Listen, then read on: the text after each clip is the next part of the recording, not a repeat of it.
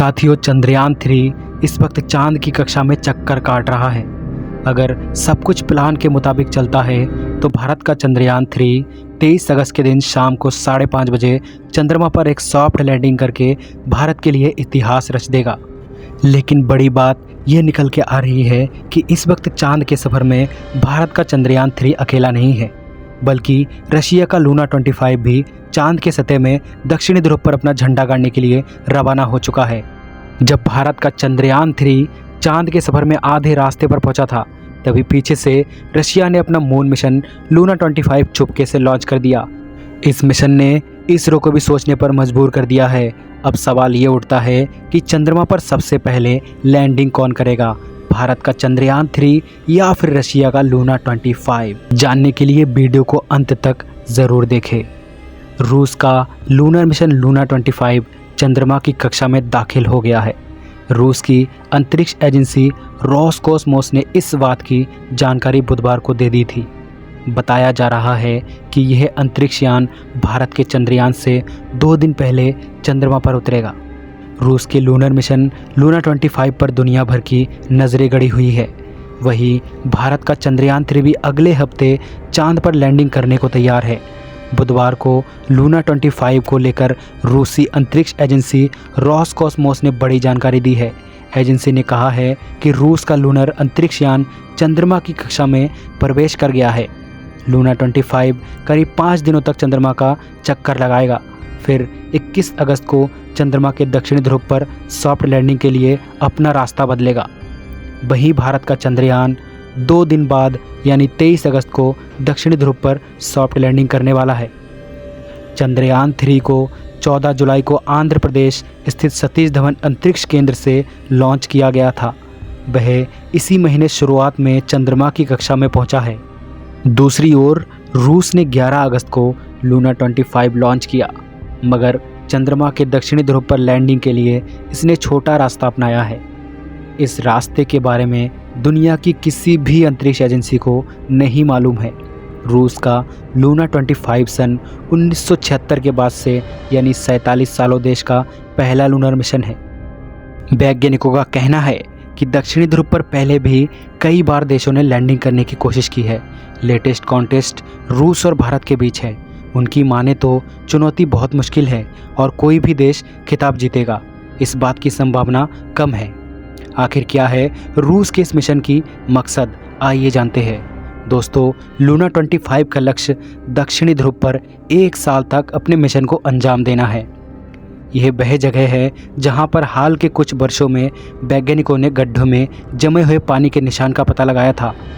रूसी अंतरिक्ष कार्यक्रमों पर नज़र रखने वाले अनातोली जक की माने तो सोवियत संघ के मिशन लूना 24 के बाद से किसी भी रूसी अंतरिक्ष यान ने चंद्रमा की कक्षा में प्रवेश नहीं किया है। जैक ने ये बताया है कि इस प्रोजेक्ट की सफलता के लिए चंद्रमा की कक्षा में प्रवेश करना बहुत ही ज़रूरी है। अब जबकि लूना 25 ने यह कर लिया है तो उसने सोवियत दौर के बाद पहली बार ऐसा करके इतिहास रचा है।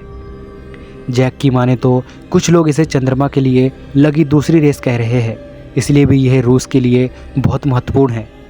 उन्होंने ये कहा कि लूना 25 सिर्फ एक मिशन नहीं है, बल्कि रूसी रणनीति का एक बड़ा हिस्सा है। सन 1991 में सोवियत संघ का पतन हुआ था। रूस दुनिया का पहला देश था जिसने चांद पर रोबोटिक अंतरिक्ष यान की लैंडिंग कराई थी। बाद में भी उसने कई रोबोट अंतरिक्ष यान को लॉन्च किया था, लेकिन लूना 25 रूस के लिए बहुत अहमियत रखता है। इस मिशन को पहले यूरोप के साथ समझदारी में पूरा करना था, मगर यूक्रेन की जंग के बाद यूरोपियन देशों ने अपने हाथ पीछे खींच लिए। लूना 25 मिशन 11 अगस्त को सुबह 4 बजे लॉन्च किया गया था। पहले इसके 23 अगस्त के चांद के सतह को छूने की उम्मीद जताई जा रही थी, लेकिन अब इसके 21 अगस्त को ही वहां पहुंचने की उम्मीद जताई जा रही है। जबकि चंद्रमा की सतह छूने के लिए निकला भारत का चंद्रयान 3 बीते महीने 14 जुलाई 2023 को लॉन्च किया गया था। चंद्रयान 23 अगस्त को चांद की सतह पर उतर सकता है।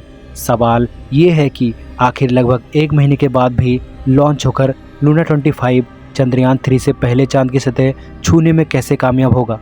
दरअसल रूसी मिशन चांद की ओर 5.5 दिन का सफ़र पूरा करेगा। वहां पर वह 100 किलोमीटर के कक्ष में 3 से 7 दिन तक बिताने के बाद चांद की सतह पर उतरेगा। चंद्रयान 3 मिशन रूसी लूना 25 से बाद में चांद की सतह पर पहुंच सकता है। इसकी वजह यह है कि चंद्रयान 3 लूना 25 मिशन की तुलना में लंबा रास्ते से सफ़र कर रहा है। दरअसल चंद्रयान 3 अपने सफ़र के जरिए पृथ्वी और चंद्रमा के गुरुत्वाकर्षण का लाभ लेना चाहता है। उससे यह काफ़ी कम ईंधन पर सफ़र करेगा।